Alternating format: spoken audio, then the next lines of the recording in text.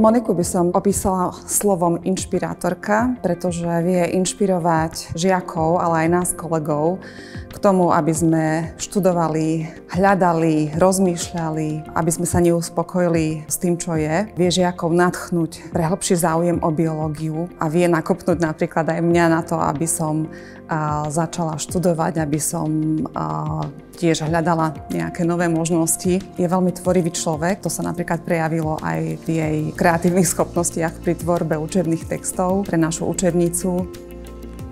Pani profesorka Barónová ma sprevádzala veľkou časťou môjho štúdia na EGIACu. Za ten čas som ju mohol spoznať nielen v profesionálnom prostredí, ale aj mimo neho. Je vidno, že sa veľmi vyzná vo svojich oblastiach a to sa snaží prenášať aj na nás. Dokáže sa k nám správať ľudsko, prívetivo a empaticky, keď potrebujeme s niečím pomôcť, keď niečomu nerozumieme, keď máme nejaký problém, ktorý treba vyriešiť.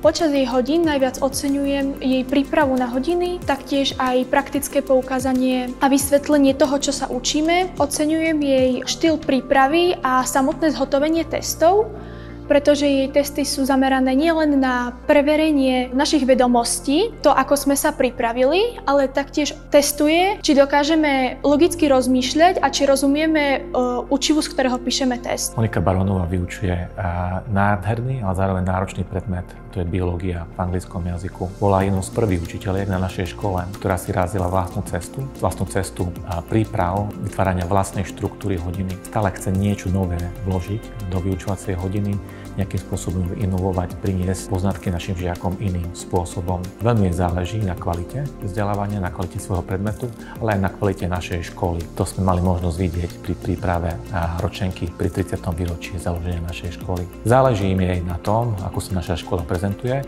a záleží aj na tom, ako naša škola funguje. Jej úloha ako učiteľky biológie nekončí a stále sa vzdeláva ďalej.